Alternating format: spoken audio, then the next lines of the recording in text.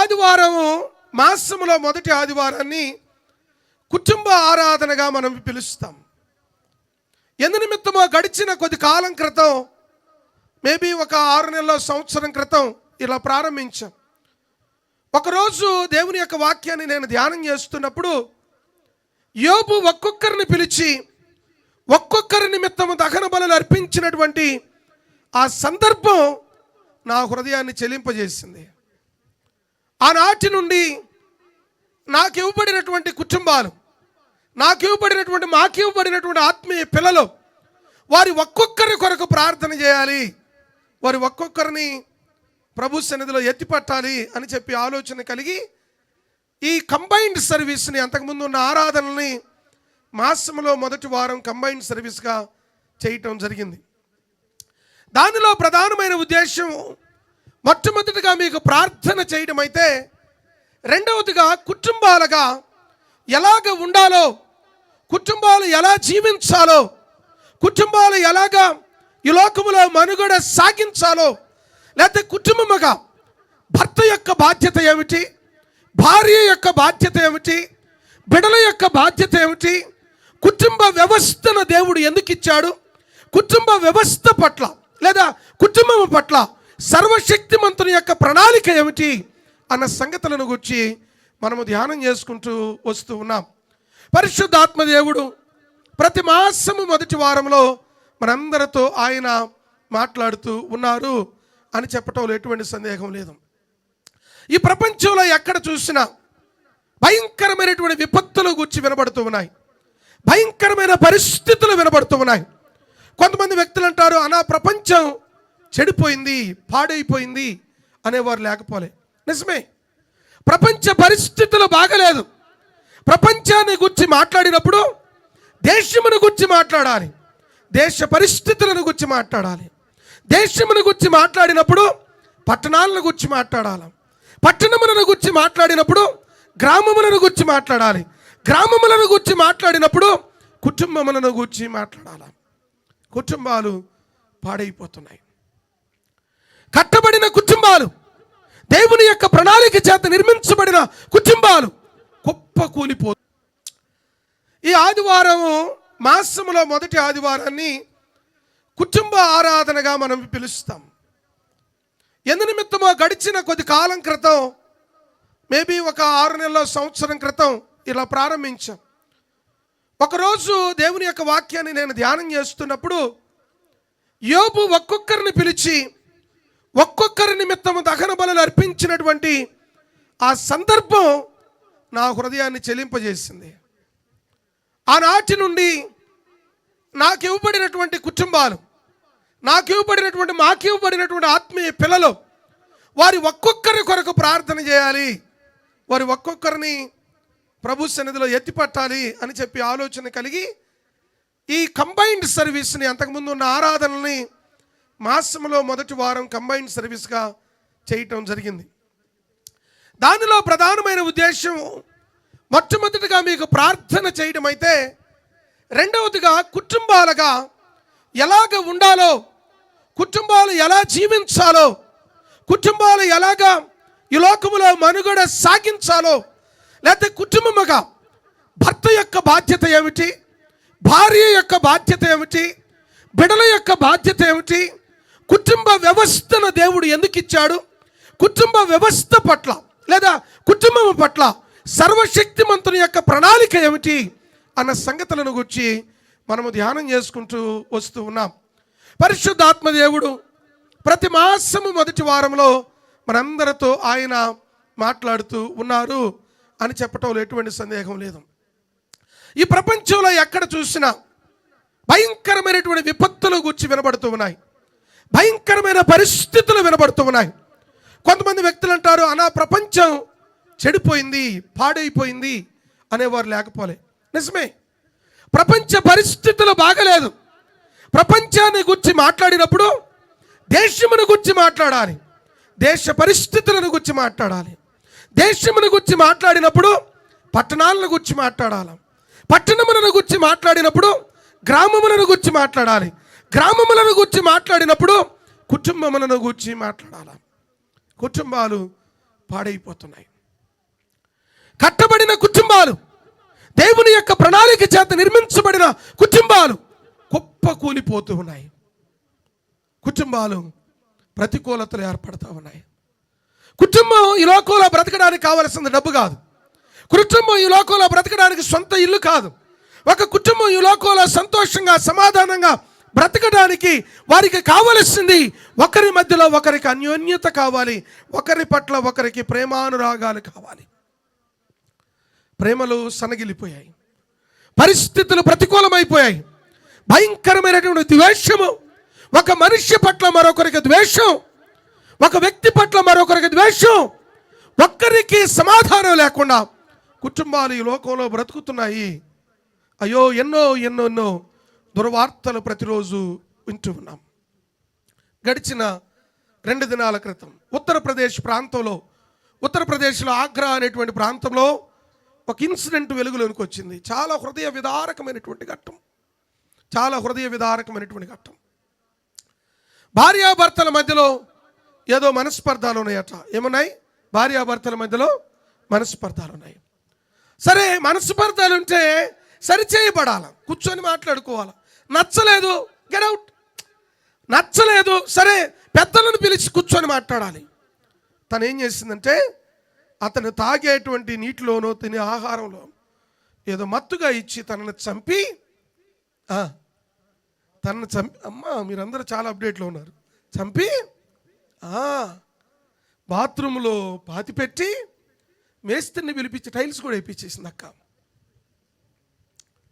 45 రోజులు గడిచిపోయింది. అక్క వెళ్ళి మే 3వ తారీఖు, మా పెళ్లి రోజున అక్క పోయింది, మే పోయి కేసు పెట్టింది. ఏమని? నా భర్తను ఎతికి పెట్టండి సార్ అని. పోలీసులు ఎందుకు ఎతకరు? వాళ్ళు కొద్దిగా శ్రద్ధ పెట్టరే కానీ పెడితే సాయంత్రానికి పట్టుకొస్తారు.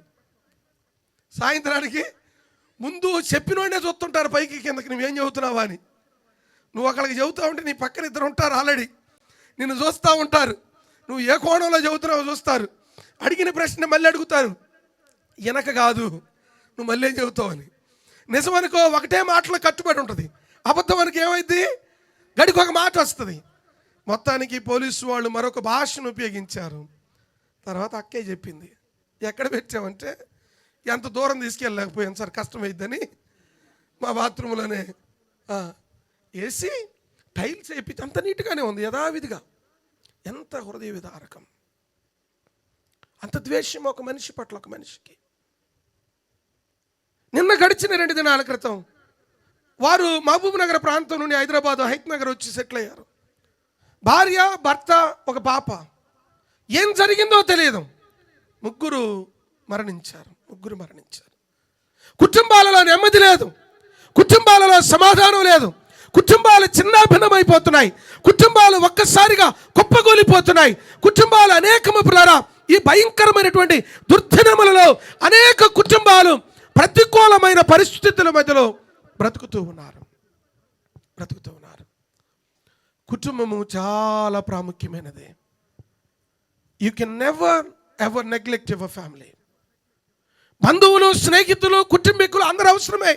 వారి కంటే ముందు దేవుడు నీకు ఇచ్చిన కుటుంబం, దేవుడు నీకు ఇచ్చిన బాధ్యత, దేవుడు నీకు ఇచ్చిన బిడ్డలు, దేవుడు నీకు ఇచ్చినటువంటి ఆ రెస్పాన్సిబిలిటీస్ని నువ్వెన్నడూ మర్చిపోకూడదని దేవుని యొక్క ప్రేమను బట్టి మనం చేస్తున్నాను.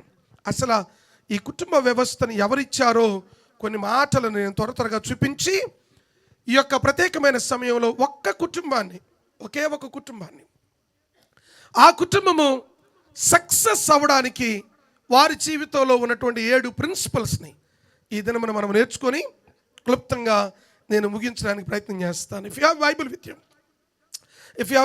You would you please turn with me book of Deuteronomy, ద్వితీయోపదేశ కాండము 12వ అధ్యాయము 7వ వచనాన్ని ఒకసారి చూద్దాం. 7వ వచనాన్ని లేఖన భాగం ఈ విధంగా సెలవిస్తూ ఉంది. ద్వితీయోపదేశ కాండము 12వ అధ్యాయము 7వ వచనములో మీరు మీ దేవుడైన యెహోవా మిమ్మును ఆశీర్వదించి మీకు కలుగు చేసిన, ఎవరిచ్చారు కుటుంబాన్ని? మరలా చదవాలి, గట్టిగా చూడండి ఆ మాటను జాగ్రత్తగా. బైబిల్ గ్రంథాలను వారందరూ గమనించాలి. మీరును మీ దేవుడైన యెహోవా మిమ్మును ఆశీర్వదించి, నిజమైన ఆశీర్వాదం ఏమిటి? దేవుడు నీకు ఇచ్చిన కుటుంబమే నిజమైన ఆశీర్వాదం. డబ్బు కాదు. The family which God has given you. నీకు ఇచ్చిన భర్త, నీకు ఇచ్చిన భార్య, నీకు ఇచ్చిన బిడ్డలు, వారు నిజమైన దీవెన. దీవెన అనగానే బ్యూటిఫుల్ బిల్డింగో, లేకపోతే డబ్బు, లేకపోతే మంచి కారు, ఈ కాదు. దేవుడిచ్చిన ఆశీర్వాదం. అందుకే లేఖన భాగం ఏమైనా సెలవిస్తుందంటే, మీరు మీ దేవుడైన యెహోవా మిమ్మును ఆశీర్వదించి మీకు కలుగు చేసిన కుటుంబములను మీ దేవుడైన యెహోవా సన్నిధిని భోజనము చేసి మీ చేతి పనులన్నిటి యందు సంతోషించవలెను. ఏం చేయాలి? You need to rejoice what God has given. నీ చేతి పనిని బట్టి సంతోషించు. దేవుడు నీకు ఇచ్చిన కుటుంబాన్ని బట్టి, దేవుడు నీకు ఇచ్చిన బిడ్డలను బట్టి దేవుని యొక్క సన్నిధిలో సంతోషించే వారముగా ఉండాలి. పరిశుద్ధ బైబిల్ గ్రంథంలో మొట్టమొదటి కుటుంబం, ఒక కుటుంబం ఉన్నది. ఆ కుటుంబం గురించి కాదని మాట్లాడేది. చాలా విషాదకరమైన కుటుంబం. He was a failure father, failure mother, failure children. పాడైపోయారు. కారణం ఒకరికి సంబంధం లేకపోవడం. ఉదాహరణకి మొదటి ఆది దంపతులు అయినటువంటి హవ్వ, ఆదాము గారు ఎక్కడికో పోయాడు. అవి ఎక్కడుంది? తోటలో ఉంది. తోటలో ఉన్నప్పుడు అపవాది అవ్వ దగ్గరకు వచ్చి ఇది నిజమా అని తనను శోధించడం ప్రారంభం చేయడం మనం చూస్తాం. పాపము లోకంలోనికి ఎంటర్ అయింది. క్రీస్తునందు ప్రియ దేవుని బిడ్డలారా, భార్య భర్త దేవుడు కుటుంబంగా కట్టిన తర్వాత వారి ఇరువురి మధ్యలోనికి ఎవ్వరూ రావడానికి వీల్లేదు. దేవుడు జతపరిచిన వారిని ఎవరు వేరు చేయకూడదు? మనుషులు వేరు చేయరు. There are so many people, they try to intervene into the families. కుటుంబంలోనికి చొరబడడానికి ప్రయత్నం చేస్తారు. You cannot do that. No, it's not your duty. నీ బాధ్యత కాదు, నీ రెస్పాన్సిబిలిటీ. నీ ఎదుకు వచ్చినప్పుడు చేతనైతే కుటుంబాన్ని కట్టాలి. అంతేగాని నేను పలుమార్లు చెప్తూ ఉంటాను, ఎవరి దగ్గరకో రక్షించబడిన వారి ఎదుకు వెళ్ళి నీ సమస్యను చెప్తే వాళ్ళు నీ కుటుంబాన్ని చిన్నాభిన్నం చేస్తారు. నీ కుటుంబానికి వ్యతిరేకంగా, నీ భార్యకు వ్యతిరేకంగా, నీ భర్తకు వ్యతిరేకంగా ఎన్నడూ ఒక్క మాట మాట్లాడవద్దు. చులకన చేయకూడదు. అపవాదికి చోటిచ్చినట్టు అయిపోతాం. అపవాది కుటుంబాలను పాడు చేయడానికి ప్రయత్నం చేస్తాడు. అపవాది కుటుంబాలను చిన్నాభిన్నం చేయడానికి. అందుకనే మనము చాలా జాగ్రత్తగా ఉండాలి. వారిద్దరికి 2 పిల్లలు పుట్టారు. ఒక పిల్లోడేమో అన్న చేత హత్య గావించబడ్డాడు. రెండో వాడేమో అబ్స్కాండింగ్ అయిపోయాడు. అబ్స్కాండింగ్ అంటే తెలుసుగా, దేశదిమ్మరి అయిపోయాడు. ఆదిమ దంపతులు ఎలా జీర్ణించుకోగలరు? దేవుడు వారికి ఇచ్చింది 2 పిల్లలు. ఎవరు? 2 కొడుకు, కయ్యూను, ఏబేలు. కుటుంబ పరిస్థితి, దేవుడిచ్చిన ఆధిక్యతను కోల్పోయారు. దేవునితో సహవాసాన్ని కోల్పోయారు. దేవునితో నడిచే విధానాన్ని కోల్పోయారు. దేవుడు బిడ్డలను ఇస్తే వారిని బట్టైనా సంతోషిద్దామంటే బిడ్డలు క్రమమైన రీతిలో పెరగలేదు, పెంచలేకపోయారు. కారణం తెలియదు. క్రీస్తునందు పిల్లారా, దేవుడు నీకు ఇచ్చే గొప్ప బాధ్యతలలో ఒక బాధ్యత, నువ్వు ప్రపంచాన్ని ఉద్ధరించినా ఉద్ధరించకపోయినా నీ బిడ్డలను జాగ్రత్తగా పెంచు చాలు. నీ బిడ్డలను దేవుని యందు భయభక్తులు కలిగి పెంచగలిగితే, నీ బిడ్డలను దేవుని యొక్క క్రమములో పెంచగలిగితే, నీ బిడ్డలను దేవుని యొక్క మాటలను బోధిస్తూ బాల్య దినముల నుండి దేవునిలో పెంచగలిగితే అది గొప్ప దీవెన, గొప్ప దీవెన. కయ్యూనేమో హేబేలును చంపేశాడు. దేవుడు అడిగాడు, నీ తమ్ముడైన హేబేలు ఎక్కడ? అన్న అంటాడు, నా తమ్ముడికి నేనేమైనా నన్ను కాపలా పెట్టావా? ఎవరితో? కొంతమంది ఎవరితో మాట్లాడుతున్నాం కూడా తెలియదు. దేవునితో నేనేమైనా నా తమ్ముడికి కావలవాడనా అంటాడు. ఆ తర్వాత కయ్యూను వెలగొట్టబడడం, తర్వాత దేవుడు మరలా వారికి పిల్లలు ఇవ్వడం, ఇవన్నీ మనం చూస్తాం. మెట్టుకు అది ఎంత ప్రమాదకరమైనదో. కుటుంబాలు అనేకం చిన్నాభిన్నమైపోయి, కుటుంబాలు భయంకరమైన పరిస్థితులలో, భయంకరమైనటువంటి దీనస్థితిలో ఉండడం మనం చూస్తున్నాం. ఈ దినాలలో భార్యాభర్తల మధ్యలో సంగత్యం లేదు. భర్త పట్ల భార్యకి, భార్య పట్ల భర్తకి గౌరవం లేదు. అయ్యో చులకనగా మాట్లాడేవారు, చులకనగా వ్యవహరించేవారు. అది ఎన్నటికీ చేయడానికి వీల్లేదు. Respect your husband, respect your wife. If you have a difficulty both sit and talk. మీ ఇద్దరికి ఏ కుటుంబంలో ప్రతికూలత ఉండదు అని నేను అన్నాం. There are difficulties, there are challenges in the family. ఏ కుటుంబంలోనైనా ప్రతికూలతలు వస్తాయి. ఆ ప్రతికూలత నీ డోరు దాటి బయటికి రాకూడదు. కలిసి ప్రార్థించగలగాలి, కలిసి కూర్చోవాలి, కలిసి ముచ్చటించాలి, కలిసి సంభాషించగలగాల. అది మన జీవితాలకు మేలుకరము అన్న సంగతి మర్చిపోకూడదు. ఎప్పుడైనా ఏదైనా ఒక కంపెనీ దేనినైనా తయారు చేసిందంటే, ఒక రిఫ్రిజిరేటరు లేకపోతే ఒక ఏసీయో కొన్నామంటే ఆ బాక్స్లోనే ఒకటి ఉంటుంది. ఏముంటుంది? మాన్యువల్ బుక్ ఒకటి ఉంటుంది. మనం జనరల్గా ఇవన్నీ చదవటం మనకి ఇష్టం ఉండదు. మన దేశంలో ముఖ్యంగా మామూలుగా మనకిచ్చిన పుస్తకాలు చదవటమే కష్టం. మనకి ఏసీకి ఇచ్చిన పుస్తకం, ఆ వారంటీ కార్డులు ఇవన్నీ చూడం. మనం ఏసీ రక్తమే చేయం. వాటన్నిటిని పట్టించుకోవడానికి వీలు లేదు. రిఫ్రిజిరేటర్ కొంటే 150 పేజీల పుస్తకం వచ్చింది. ఎప్పుడన్నా తిరిగేయం. ఉదాహరణ, కరెంటు పాస్ అవ్వట్లేదు, దానికి ఎలక్ట్రీషియన్ పిలిచి అన్న కరెంట్ రావట్లేదు చూడమంటాడు. నీ పుస్తకం ఉంది, కరెంట్ రాకపోతే ఏం చేయాలో దాంట్లో చూడమంటే దాన్ని చూడం. ఆ పుస్తకం ఎక్కడ ఉంటుందో మనం ఎక్కడ ఉంటామో తెలియదు. గమనించవలసిన మాట ఏంటంటే, ఏదైనా కానీ ఒకటి మ్యానుఫ్యాక్చర్ చేసిన వారికి తెలుసు అది ఎలాగ రిపేర్ చేయాలి. ఈ కుటుంబ వ్యవస్థని దేవుడు మ్యానుఫ్యాక్చర్ చేశాడు. మన కుటుంబాలను మన చేతులతో ఓడబెరుక్కోకూడదు. అందుకని సామెతల గ్రంథం 14వ అధ్యాయంలో 1వ వచనం అంటాడు, జ్ఞానవంతురాలు ఏం చేస్తుంది? తన ఇల్లుని కట్టుకుంటుంది.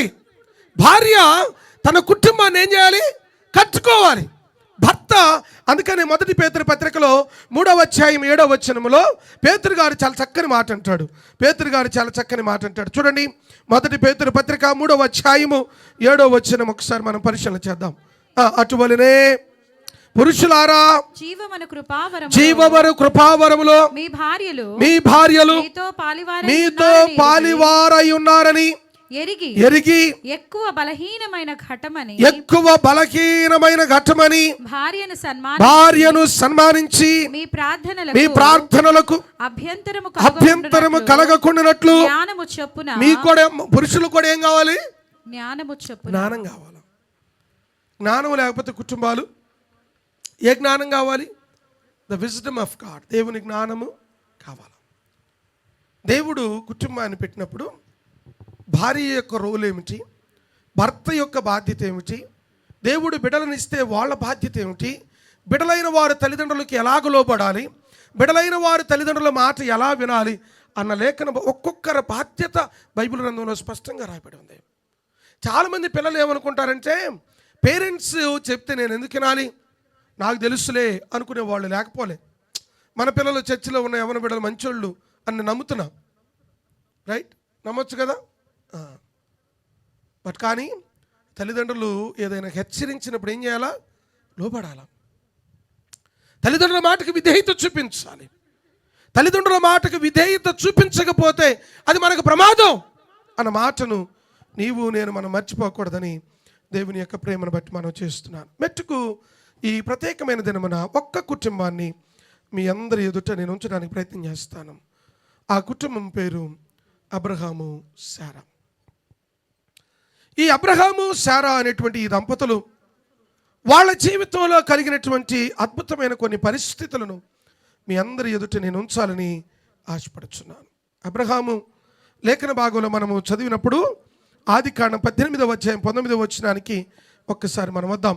కొన్ని సత్యాలు నేను త్వరగానే ఈరోజు ఫ్యామిలీ సండే మీ అందరి కొరకు కూడా ప్రార్థన చేయాలి కాబట్టి ఆదికాండం 18వ అధ్యాయం 19వ వచనం ఎట్లనగా, యెహోవా అబ్రహామును గూర్చి చెప్పినది అతనికి కలుగు చేయనట్లు తన తరువాత తన పిల్లలను తన ఇంటి వారును నీతి న్యాయములను జరిగించుచు యెహోవా మార్గమును గైకొనుటకు అతడు వారికి ఆజ్ఞాపించినట్లు దేవునికి స్తోత్రము కలుగును గాక. అబ్రహాము, శారా వీళ్ళిద్దరిని గురించి అద్భుతమైన మాటలు జ్ఞాపకం చేస్తాడు. అబ్రహాము, శారా వారి జీవితాల్లో మొట్టమొదటిగా అబ్రహాముకి ఇవ్వబడినటువంటి రెస్పాన్సిబిలిటీ ఏమిటంటే కుటుంబానికి ఆజ్ఞాపించాలి. Is the leader of the family. తండ్రి బాధ్యత వహించాలి. There are some people who doesn't care about children. బిడ్డల యొక్క భవిష్యత్తును గురించి కానీ, బిడ్డల యొక్క వారు ఏం చదువుతున్నారు. కొంతమందికి మన ఈ మధ్య ఒక అన్నను కలిసాం, అడగకూడదు పేర్లు, నేను చెప్పకూడదు. అన్న పిల్లలు ఏం చదువుతున్నారంటే, అమ్మా ఏం చదువుతున్నారు పిల్లలు అని అడుగుతున్నాడు భార్యని. ఏమనాలా? ఎవరు అడుగుతున్నాడు? అవన్నీ నాకు తెలియదు అన్న. అన్నేం బాగా చదువుకున్నాడు, అన్నేమో బాగా చదువుకున్నాడు, బట్ కానీ అన్నకి పిల్లలు ఏం చదువుతున్నారు? ప్రమాదం. తండ్రి గాని బాధ్యత ఏమిటంటే, లేఖన బాగా అందుకని జ్ఞాపకం ఇట్లనగా యెహోవా అబ్రహామును గురించి చెప్పినది, అతనికి కలుగు చేయనట్లు అతని తరువాత అతని పిల్లలకును తన ఇంటి వారికి నీతి న్యాయములు జరిగించుచు యెహోవా మార్గములను గైకొనుటకు వారికి ఆజ్ఞాపించాలి. తండ్రి, ఫాదర్ ఇస్ ద లీడర్. తండ్రి యజమానుడు. అందుకనే సారాను గురించి ఏమంటారంటే యజమానురాలు అని చెప్పబడింది. యజమానుడు, యజమానుడు, క్యాప్టెను, వైస్ క్యాప్టెను. అర్థమైందా? ఈ పరిధిలో ఉండాలి కుటుంబం. ఏదో ఒక నాయకత్వం ఉండాలిగా. ఇప్పుడు ఉదాహరణకి నేనే లీడ్ చేస్తానంటే, ఇప్పుడు ఎవరైనా ఒకరు నడిపించలేకపోతే మరొకరు లీడ్ చేయటం మంచిది. అంతేగాని పిల్లరా, నాయకత్వానికి లోపడకపోవడం అది ప్రమాదకరము అన్న సంగతిని నీవు నేను మనం మరువకూడదని దేవుని యొక్క ప్రేమను బట్టి మనం చేస్తున్నాను. అబ్రహాము, శారా వారి జీవితంలో వారి కుటుంబం కూడా కుప్పకూలిపోయే స్థితిలోనికి వచ్చింది ఒకానొక గడియలో. They are not perfect people, they are like ordinary people like us. మన వంటి వారి ఏ కుటుంబంలో అయినా సమస్యలు ఉంటాయి, ఇందాకే చెప్పాను. బట్ కానీ ఎవరు జ్ఞానయుక్తముగా కట్టుకోగలుగుతారో they can leave a successful life. నెమ్మదిగా బ్రతకటం కావాలి కుటుంబంలో సమాధానంగా బ్రతకటం కావాలి. భార్య, భర్తలు, బిడ్డలు, కుటుంబం అంతా కూర్చొని సంతోషించగలిగే గడియలు కావాలా. ఇంటికి వెళితే యుద్ధం జరగకూడదు. నేను అప్పుడప్పుడు చెబుతుంటా కదా, అప్పుడప్పుడు ఎక్కడైనా విజిటింగ్కి ప్రార్థన చేయడానికి పోతే ఇంట్లో నుంచి అక్క గిన్నె సిరేస్తే మనకొచ్చి తగిలితేమనిపిస్తుంది. అందుకని టైం తప్పించిపోవాలా, టైం తప్పించి. అర్థమవుతుంది? ఇంట్లో సమాధానం ఉండాలి. ఎవరైనా ఒకవేళ టెన్షన్స్తో ఏదైనా దురుసుగా మాట్లాడితే భార్య ఓపిక పట్టాల. భార్య ఏదైనా తనకున్నటువంటి ప్రెషర్ని బట్టి, తన మనుషులం కదా, తనకున్నటువంటి టెన్షన్స్ని బట్టి ఏదైనా దురుసుగా ఒక మాట మాట్లాడితే కూర్చొని మాట్లాడాలా. Can sit and talk, forgive one another. ఒకరినొకరు క్షమించాలా. Give time to one another. ఒకరికొకరి సమయాన్ని ఇవ్వాలి. భార్య కొరకు సమయాన్ని కేటాయించాలి, భార్య భర్త కొరకు సమయాన్ని కేటాయించాలి. ఇద్దరు ఆఫీస్కి వెళ్ళి వస్తే కూర్చొని మాట్లాడాలి, ఫోన్లు పక్కన పెట్టేసేయాలి. దౌర్భాగ్యకరమైన దినాల్లో మనం ఉన్నాం. ఎవరి ఫోను వారికి, ఎవరి గది, ఎవడి తిండి. ఇంట్లో నలుగురుంటే నలుగురికి 4 కూరలు చేయాలి. ఏం మిషనా లేకపోతే మనుషులా? అర్థమవుతుందా? దేవుని యొక్క పిల్లలమ్మగా కుటుంబ వ్యవస్థ, దేవుని యొక్క బిడ్డలైన వారు కుటుంబము సమాజానికి మాదిరికరంగా ఉండాలి. We should be an example for the society. ఈ సమాజానికి ఒక ఆశీర్వాదకరమైన కుటుంబాలుగా మన కుటుంబాలు ఉండాలి. చాలా కుటుంబాలు ఫెయిల్ అయిపోవడానికి, చాలా కుటుంబాలు పతనమైపోవడానికి, చాలా కుటుంబాలు చిన్న భిన్నమైపోవడానికి ప్రధానమైన కారణం ఏమిటంటే they don't delegate the time manage చేయటం తెలియదు. No, they don't know. సమయం కేటాయించడం తెలియదు. భర్తలారా, మీ భార్యలకు సమయాన్ని కేటాయించండి. They don't need anything. నీ డబ్బు అక్కర్లేదు, నీ ఆస్తి పాస్తులు అక్కర్లే, ఏది అక్కర్లే. వారికి కావాల్సింది నీ టైము కావాలా. సిస్టర్స్, మీరు కూడా నీ భర్త, నీ బిడ్డల కొరకు సమయాన్ని కేటాయించాలా. యంత్రంలాగా పనిచేస్తూనే ఉంటారు, కాదంటలే, బట్ కానీ సమయమును కేటాయించగలగాల. సమయమును కేటాయించలేని సమయంలో చాలా ప్రతికూలతలు ఏర్పడతాయి. చాలా కుటుంబాల హృదయపు లోతులలోకి చూస్తే వారి హృదయంలో ఉన్న గాయము కట్టగలిగిన వారు ఎవరు లేరు. నేను చాలా కుటుంబాలను చూశాను పిల్లారా. ఎక్కడ దాకా ఎందుకు, నా కుటుంబంలోనే ఒక వ్యక్తి ఉన్నారు. భార్యను పట్టించుకోడు, బిడ్డల యొక్క చదువుల విషయంలో పట్టించుకోరు, ఏం జరుగుతుందో తెలియదు, ఏం అక్కర్లేదంటాడు. వాడికి మాత్రం లేకపోతే వారికి మాత్రము త్రాగడానికి తినడానికి మాత్రం ఉంటే చాలా ప్రమాదం. నీ బిడ్డలు కడుపు కొట్టి ఎలాగ తాగగలుగుతావు? నీ బిడ్డలని కష్టపెట్టి వారిని దుఃఖపెట్టి వారికి ఫీజులు కట్టకుండా వారికి రావాల్సింది వారికి చెందకుండా మనం అలాగ బ్రతకటం చాలా ప్రమాదకరము అన్న సంగతిని దేవుని ప్రేమను బట్టి మనం చేస్తున్నాను. ఈ ఉదయకాల సమయంలో ఏదైనా ఒక కుటుంబం సక్సెస్ అవ్వాలంటే, ఏదైనా ఒక కుటుంబం సంతోషంగా బ్రతకాలంటే అబ్రహాము శారా జీవితంలో మనము నేర్చుకోవలసిన పాఠాలు కొన్నిటిని త్వరగానే నేను చూపిస్తాను. ఒక 7 సంగతులను చూపించి నేను ముగించేస్తాను. నెంబర్ 1, మొట్టమొదటిది అబ్రహాము శారా వారి జీవితంలో వారిద్దరు కూడా వారికి ఇవ్వబడిన బాధ్యతలను అద్భుతంగా నిర్వర్తించారు. అబ్రహాముని శారా పిలిచినప్పుడు ఏమని పిలిచింది? చెప్పండి ఏమని పిలిచింది? మనోళ్ళు ఏమని పిలుస్తారు? రే వచ్చేసాయి. వాడిని పిలువరాను. ఎవడాడు? మా మామగారు చెబుతాడు అప్పుడప్పుడు పెళ్ళిలో మ్యారేజ్లో జ్ఞాపకం చేస్తాం. వీళ్ళిద్దరు ఫ్రెండ్స్, ఎవరో సునీల్ మచ్చేంద్ర లాగానే. ఈ మచ్చేంద్ర వాళ్ళ ఇంటికి పోయాడు, సునీల్ వాళ్ళ ఇంటికి. ఇప్పుడు సునీల్ వాళ్ళు కాదులే, ఊరక చెప్తున్నా వాళ్ళని. మా డాడీ ఫోన్ చేసి ఏం మచ్చేంద్ర సునీలే కనపడతారని నీకు అంటాడు ఫోన్ చేసి. సరే వాళ్ళిద్దరంటే ఏం కాదు, మిగిలిన వాళ్ళు కూడా ఏం కాదు అనుకో. సరే మచ్చేంద్ర కొత్తగా సునీల్ పెళ్ళి వచ్చాడు. వచ్చినాక అమ్మ వాడున్నాడా అని అడిగాడంట. ఎవరు? వాడున్నాడా అని అడిగాడంట. ఎవడాడు? ఎవడి గురించి మాట్లాడుతున్నావు అన్నదంట. ఎవరు? సుమ. అదే మీ ఆయన నా ఫ్రెండ్ వాడున్నాడా అని అడిగాడు. ఇంకొకసారి వాడు ఈడని మాట్లాడితే మంచిగా ఉండదన్న. మా ఆయన గారిని నువ్వు గౌరవించాలా అని చెప్పి పంపించింది. మళ్ళీ ఈసారి పోతే 2 ఏళ్ల తర్వాత ఇంక రాలే. మళ్ళీ పోతే ఎందుకు వచ్చిన గోవాలని బయట కలుస్తున్నాడు. 2 సంవత్సరాల తర్వాత ఇంటికి వచ్చి అమ్మా వారు ఉన్నారా అని అడిగాడంట. ఎవరు? వారు ఉన్నారా అని అడిగాడంట. వాడు ఎక్కడున్నాడు చూడిపో బయట అన్నదంట. ఆడు సుమ చాలా మంచిది. సుమను కాదమ్మా, మీరు ఆమెను చూశారు. సుమ చాలా మంచిది. జనరల్గా ఈస్ట్ వెస్ట్ గోదావరి వాళ్ళు నాన్నగారండి పెదనాన్నగారు పిలుస్తున్నారు, ఏమండి మిమ్మల్ని కూడా పిలుస్తున్నారంటారు. అందరికీ గారు పక్కన తగులుతుంది. సరే మెచ్చుకున్నారా? గౌరవం ఎన్నటికీ యజమానుడా. భర్తని ఏమని పిలుస్తుంది? యజమానుడా అని పిలుస్తుంది. నా యజమానుడు. ఆయన కూడా ఏమాత్రం తక్కువ చేయలే శారాని. అబ్రహాము నా యజమానురాలు, ఇంటికి యజమానురాలు. మధ్యాహ్నం వేళలో మమ్రే వృక్షం క్రింద కూర్చుంటే ఎవరో చుట్టాలు, మన బంధువులు కూడా కాదు, ఎవరో వచ్చారు. వస్తే పరిగెత్తుకుంటూ వెళ్ళి వాళ్ళని చూసి అన్న రండి అన్న, మీరు రండి అన్న, మా ఆవిడ చక్కగా వండుతుందన్న. మనం కనుక అట్టా బయట నుంచి ఎవరో వస్తున్నారు, రండి సార్ రండి, మా ఆవిడ బాగా వండుతుంది అన్నారు అనుకో, ఇంక నీకు ఆ వారం ఫుడ్ లేనట్టే భయ్యా. ఆ వారం దారిని పోతా ఉన్నారు. మీరు రండి సార్ అని చెప్పి గబగబా వెళ్ళి పిండి పిసికమని చెప్పి వారి కొరకు భోజనం సిద్ధపడి తెలియకయే దేవదూతలకు ఆతిథ్యం ఇచ్చాడని అబ్రహాముని గురించి చెప్పబడింది.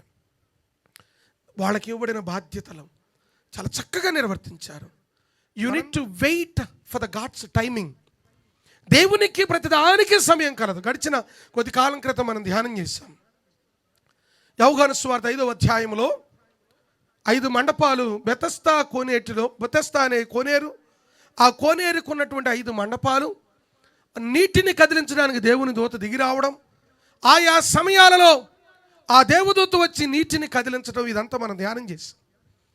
ప్రాముఖ్యమైన మాట, నాకు చాలా ఇష్టమైనది మాట ఏమిటంటే, నీటిని కదిలించే వేళ ఒకటి ఉన్నది, దేవుడు నిన్ను ఆశీర్వదించే సమయం ఒకటి ఉన్నది, దేవుడు నీ కుటుంబాన్ని హెచ్చించే సమయం ఉన్నది, దేవుడు నీ కుటుంబాన్ని జ్ఞాపకము చేసుకునే సమయము ఒకటి ఉన్నది అని మర్చిపోకూడదు. అందుకనే మనం చదువుతాం కదా, ప్రసంగి గ్రంథంలో 3వ అధ్యాయము 11వ వచనము చాలా చక్కని మాట అంటాడు.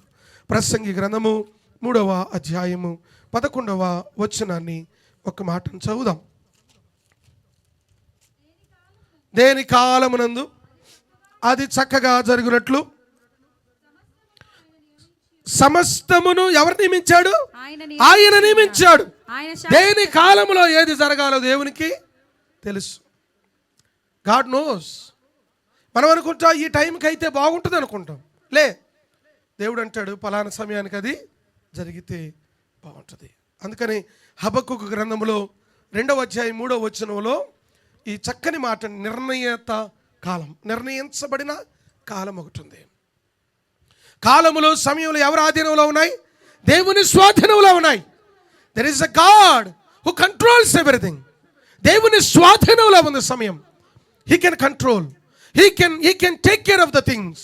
అందుకని ప్రతి కుటుంబము పిల్లారా దీవించబడాలంటే అబ్రహాము జీవితంలో దేవుని కొరకు ఎదురు చూసే సమయం.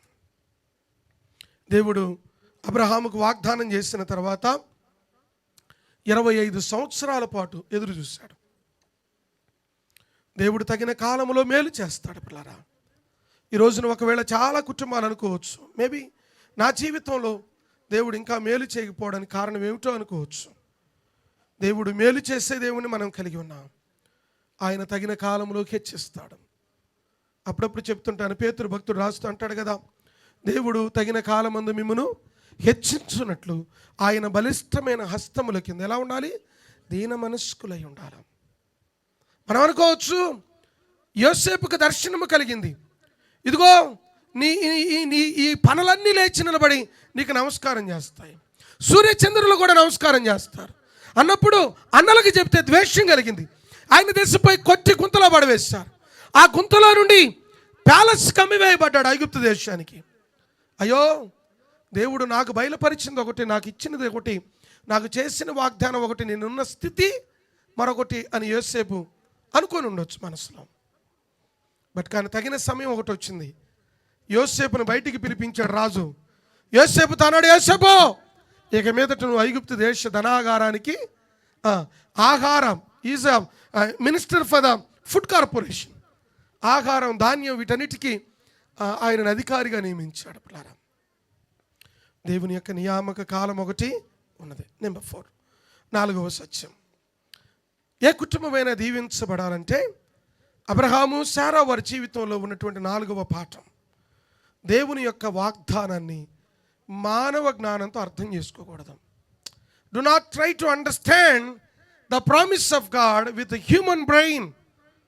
మనుషులంగా దేవుడు అబ్రహాముకు వాగ్దానం చేశాడు. ఏమని? అబ్రహాము, నీ సంతానం ఎలా ఉంటుంది? ఇసుక రేణువుల వలె ఉంటుందని చెప్పాడు. అబ్రహాం అనుకున్నాడు, శారా అనుకున్నది, మేబీ దేవుడు నాకు ఇవ్వకపోవచ్చు గర్భఫలం, ఇదిగో దాసిగా ఉన్నటువంటి హాగరు ద్వారా దేవుడు సంతానం ఇస్తాడేమని చెప్పి అక్కే సలహా ఇచ్చింది. హాగరుకు గర్భఫలం కలిగిన తర్వాత మనస్సును బట్టలే, హాగర్ని వెళ్ళగొచ్చిందాక, హాగర్ని ఇంటిలో ఉంచకూడదు అని తీర్మానం చేసుకున్నది. అబ్రహాము దగ్గరికి వెళ్ళి అన్నది, హాగరు ఉండడం నాకు ఇష్టం లేదు. అబ్రహాం అంటాడు, నీ దాసురాలు నీ ఎదుటనున్నది, నీ మనస్సుకు నచ్చినట్టు నీవు చెయ్యి అనగానే హాగర్ని ఇంటి నుండి పంపించి, దేవుడు చేసిన వాగ్దానాన్ని మానవ జ్ఞానంతో అర్థం చేసుకోకూడదు. చాలామందికి ఉన్న మైనస్ పాయింట్ ఏంటంటే దేవుని యొక్క వాక్యాన్ని స్వతహాగా, దేవుని యొక్క వాక్యాన్ని వారికి నచ్చిన విధంగా ఇంటర్ప్రిట్ చేసుకుంటారు. దేవుని యొక్క వాక్యాన్ని వాక్యానుసారంగా, దేవుని యొక్క వాగ్దానానుసారంగా అవగాహన చేసుకోకుండా తమ ఇష్టానుసారంగా అవగాహన చేసుకుని they interpret according to the convenience. There are so many preachers in this world. ఈ లోకంలో చాలామంది బోధకులు ఉన్నారు. They preach according to the convenience. అనుకూలతను బట్టి బోధించేవారు లేకపోలేదు. అందుకని యాకోబు పత్రికలో 3వ అధ్యాయం 17వ వచనంలో ఈ మాట అంటాడు. యాకోబు పత్రిక 3వ అధ్యాయము 17వ వచనము. పిల్లారా చూడండి, ఆ మాటను ఒక మాటను చదువుదాం. అయితే పై నుండి వచ్చు జ్ఞానము, మొట్టమొదట ఆ జ్ఞానానికి 7 సూత్రాలు ఉన్నాయి. మళ్ళీ అక్కడ అవన్నీ ఇప్పుడు వద్దు, కానీ పైనుండి వచ్చే జ్ఞానము మొట్టమొదటిది ఏంటిది? పవిత్రమైనది. రెండవది సమాధానకరమైనది. మూడవది మృదువైనది. నాలుగవది సులభముగా లోబడినది. ఐదవది కనికరమును కలిగినది. ఆరవది మంచి ఫలములతో నిండుకొనినది. ఏడవది పక్షపాతమైనను వేషధారణైనను లేనిదై ఉన్నది. ఇది పైనుంచి వచ్చే జ్ఞానం. Do not try to build your family with your own wisdom. Let everybody has a wisdom of God. దేవుని యొక్క జ్ఞానము కావాలి. Everybody need to pray. ప్రార్థన చేయవలసిన ఏమిటంటే, దేవా నా కుటుంబాన్ని కట్టుకోవడానికి నాకేం కావాలి? జ్ఞానం కావాలయ్యా. డబ్బుతో కుటుంబాలు కట్టబడవు. ఎంతోమంది డబ్బు ఉన్న వాళ్ళు నెమ్మది లేకుండా బ్రతుకుతున్నారు. నిద్ర మాత్రం వేసుకుంటేనే నిద్ర పడుతున్నారు. మనకైతే మంచం మీదకి పోకముందే, చెయ్యి ఆరిపోకముందే నిద్ర వస్తుంది. దేవుని దయ వల్ల వీడు తింటా ఉంటాడు, నిద్రపోయే బ్యాచ్ కూడా చెయ్యి కడుక్కొని చెయ్యి ఆరిపోయేలోపు పరలోకంకి 2 సార్లు వెళ్తాడు. అప్పటికి క్రీస్తునందు పిల్లారా జాగ్రత్తగా గమనించాలి. దేవుని యొక్క పిల్లలుగా దేవుని యొక్క జ్ఞానం వేరు, మనుషుని యొక్క జ్ఞానం వేరు. నెంబర్ 5, 5వ సత్యం. అబ్రహాము శారా వారి కుటుంబాలలో ఏ కుటుంబమైనా కూలిపోకుండా ఉండాలంటే అపవాదిని కుటుంబాన్ని పడగొట్టాలని, అయ్యో అపవాది తండ్రి బిడ్డల మధ్యలో, తల్లి తండ్రుల మధ్యలో సమాధానం లేకుండా చేయాలని ప్రయత్నం చేస్తున్న భయంకరమైనటువంటి దినములలో ఆది నుండి ఏ కుటుంబమైనా సంతోషముగా ఉండడం అపవాది ఎన్నటికీ ఇష్టపడడం. ఇటువంటి ప్రతికూలతలో ప్రార్థన అనే కంచె నీ కుటుంబము చుట్టూ పడాల. ఆ ప్రార్థన అనే కంచె నీ కుటుంబము చుట్టూ లేకపోతే అపవాది నీ కుటుంబంలోనికి వచ్చి నీ కుటుంబాన్ని పాడు చేయడానికి ప్రయత్నం చేస్తాడు. చాలా జాగ్రత్తగా బ్రతకాలి. 5వ సత్యం వీరి జీవితంలో 5వ సత్యం ఏమిటంటే, the faith brings God's miracles.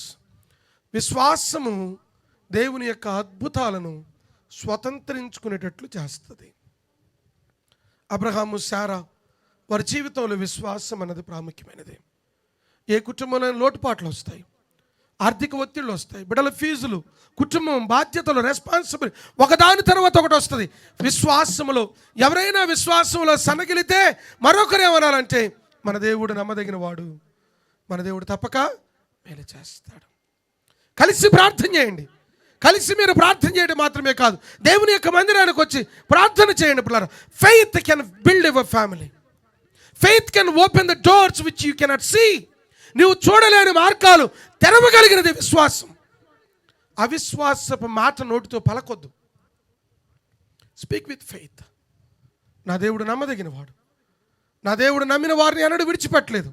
అందుకని ప్రభు వారు అంటారు, నమ్ముట నీ వలనైతే నమ్మువానికి సమస్తము సాధ్యం. నమ్మే ఆ మనస్సు నీకు నాకు ఉండాలి. లూకాసు సువార్త 1:37లో చాలా చక్కని మాట, దేవునికి అసాధ్యమైనది ఏదైనా ఉన్నదా? There is nothing impossible to the God. దేవుని యొక్క వాక్యాలు ఎబ్రీ గ్రంథకర్త రాస్తూ 11:11లో కూడా విశ్వాసాన్ని గురించి జ్ఞాపకం చేస్తున్నాడు. ఈ కుటుంబంలో పునాది ఏమిటంటే అఫ్కోర్స్ విశ్వాసం.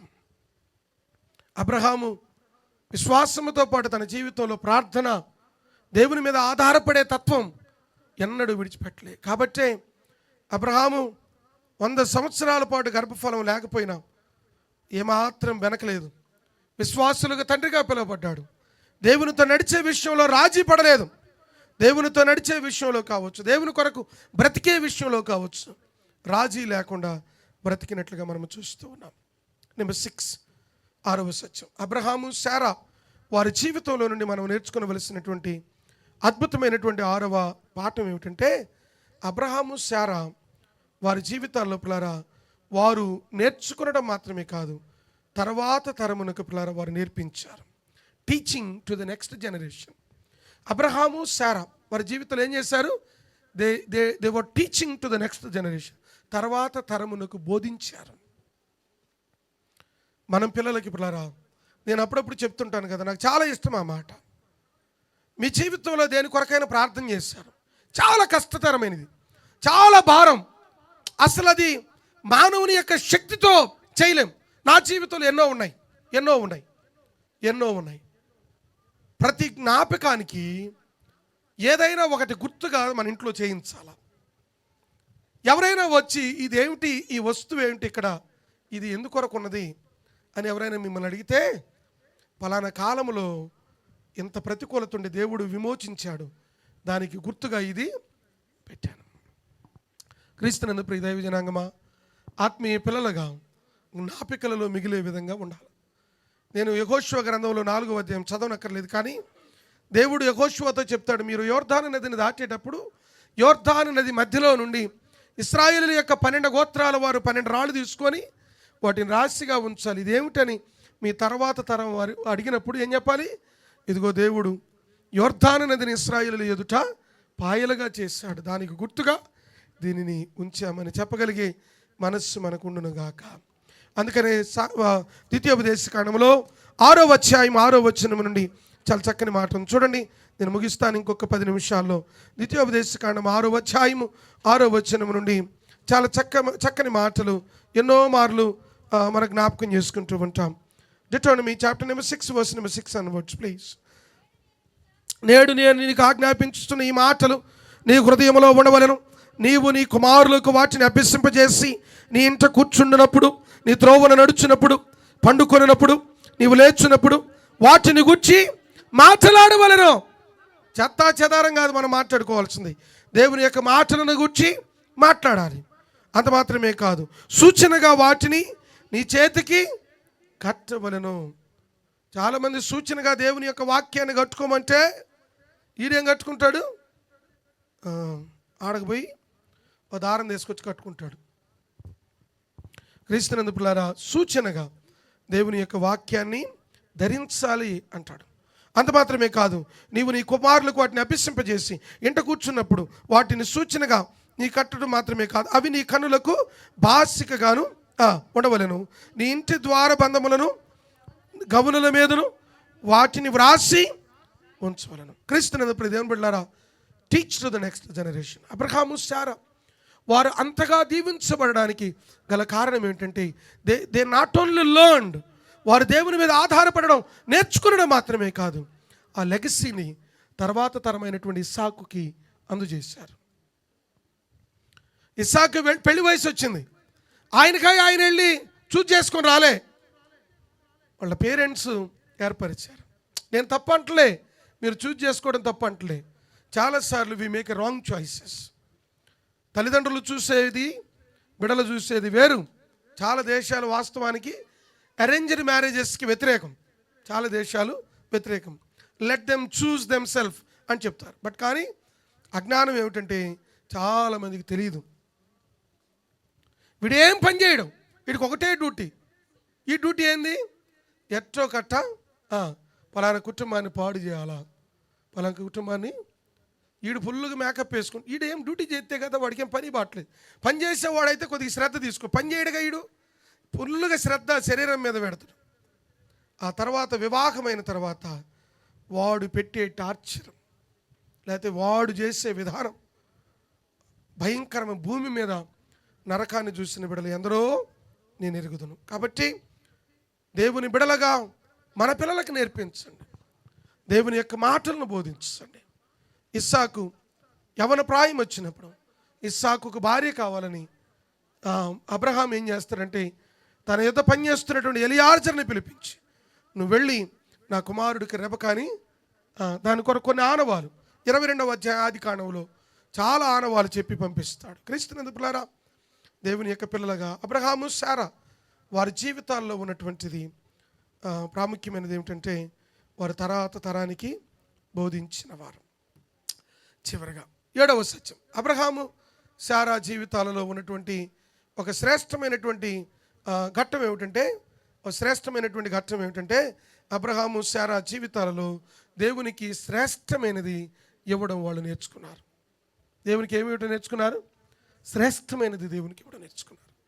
క్రీస్తునందు ప్రియ దైవ జనాంగమా, ఏ కుటుంబమైనా కావచ్చు, మనకు దేవుడు అనుగ్రహించినటువంటి బిడలు. అందుకనే ఆదికాండం 22వ అధ్యాయము 1 నుండి 14 వచనాలలో చాలా చక్కని మాటలు జ్ఞాపకం చేస్తాడు. దేవుడు నీ ఒక్కగానొక్క కుమారుడైనటువంటి ఇస్సాకును నాకు బలిగా ఇమ్మని ప్రభువారు అడిగినప్పుడు అబ్రహాము ఏమాత్రం ఆలోచన చేయలే. శారాను ఎలాగ కన్విన్స్ చేశాడో తెలియలే. జనరల్గా శారా ఏం చెప్పాలి? నీకేమైనా జ్ఞానం ఉందా, నీకేమైనా తెలివి ఉందా, దేవుడు ఇచ్చినోడు దేవుడు ఎందుకు అడుగుతాడు, అట్లా దేవుడు అట్లా అలగడు కదా అని చెప్పి ఎలాగ కన్విన్స్ చేయడానికి ప్రయత్నం చేయలేదు. ఇస్సాకు కూడా ఏమాత్రం మారు మాట మాట్లాడలేదు. ఇస్సాకి అడుగుతాడు నోరు తెరిచి, నానా కట్టెలు ఉన్నాయి, కట్టెలను దహించడానికి అన్ని నిప్పు ఉన్నది, దహన బలి ఎక్కడ, గొర్రెపిల్ల ఎక్కడ, దహన బలి అర్పించడానికి గొర్రెపిల్ల. అబ్రహాం ఒక మాట చెప్తాడు, యెహోవాయే చూసుకున్నాను. ఎంత గొప్ప మాట చెప్పాడు. ఎవరు చూసుకుంటారు? మా డాడీ యెహోవా చూసుకుంటాడు అని చెప్పాడంటే ఆయన చూసుకుంటాడు. ఎందుకంటే పూర్వం చూసుకున్నాడు. దేవుడు చూసుకునే దేవుడు, మన అక్కర్లు ఎరిగిన దేవుడు, మన అవసరతలు ఎరిగిన దేవుడు, ఆయన చూసుకునే దేవుడు అని దేవుని చేతికి అప్పగించి వెళ్ళారు. దేవుడు అక్కడికి వెళ్ళక మునిపే ఆ పొదలో దేవుడు గొర్రెపిల్లను సిద్ధపాటు చేశాడు. ఆ గొర్రెపిల్ల తగిన కాలంలో అబ్రహాం ఎప్పుడైతే ఇస్సాకు మీద కత్తి ఎత్తాడో ప్రభు అంటాడు, ఆపమని చెప్పి, ఇదిగో నేను సిద్ధపరిచినటువంటి గొర్రెపిల్లను తీసుకొని బలిగా అర్పించమని చెప్తాడు. క్రీస్తునందు ప్రియ దైవ జనాంగమా, కుటుంబాలు చిన్న భిన్నమయ్యే దినాల్లో ఉంటూ ఉన్నాం. అపవాది కుటుంబాలను పాడు చేయడానికి సిద్ధంగా ఉన్నాడు. అబ్రహాము శారా వలె తల్లిదండ్రులుగా మీ బాధ్యతను నిర్వర్తించండి. పిల్లలు, మీరు తల్లిదండ్రులను గౌరవించండి, తల్లిదండ్రులను ప్రేమించండి, తల్లిదండ్రులకు విధేయతను చూపించాలి. యవ్వన బిడ్డలైన వారు తల్లిదండ్రులకు విధేయతను చూపించే బిడ్డలుగా ఉండాలి అని దేవుని యొక్క ప్రేమను బట్టి మనం చేస్తూ, దేవుని యొక్క హృదయాభిలాష ప్రతి కుటుంబాన్ని ఆశీర్వదించాలని, దేవుని యొక్క హృదయాభిలాష ప్రతి కుటుంబానికి క్షేమాన్ని ఇవ్వాలని, దేవుని యొక్క హృదయాభిలాష ప్రతి కుటుంబంలో ఉన్నతమైన కార్యాలు జరిగించాలని అపవాది పాడు చేయడానికి ప్రయత్నం చేస్తున్నాడు. ప్రార్థనను వీడొద్దు. ప్రార్థన అనే కంచె నీ కుటుంబము చుట్టూ వేయబడును గాక. ప్రార్థన అనే బలిపీఠం నిత్యము నీ ఇంట్లో కట్టబడి, ఆ ప్రార్థన అనే బలిపీఠము ద్వారా నీ కుటుంబాన్ని కాపాడే యాజకులుగా, యాజకురాళ్ళుగా మీరు మారుదురుగాక. ఆమేన్. తలలో ఉంచుదాం, కళ్ళు మూసుకుందాం, చిన్న ప్రార్థన చేసుకుందాం. అందరము తలలో ఉంచుదాం.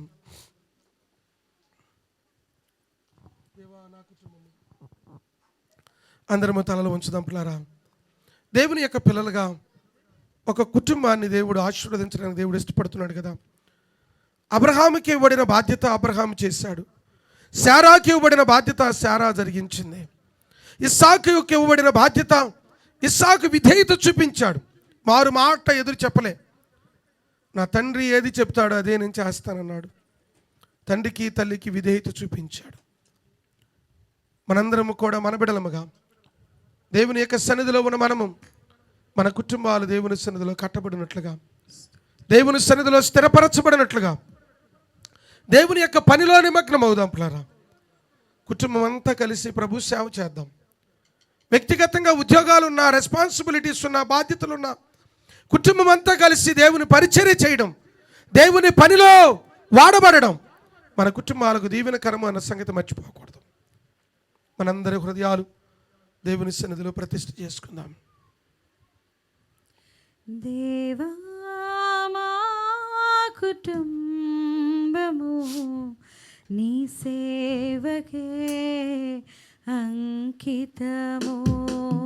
దేవా మా కుటుంబము నీ సేవకే అంకితము. ఈశాపరుకానా నీ సాక్షులుగా నిలువా, నీ ఆత్మతో నింపుమా, నీ ఆత్మతో నింపుమా.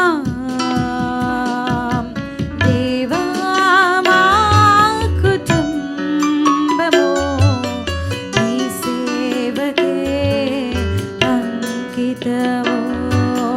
దేవా మా కుటుంబము నీ సేవకే అంకితము.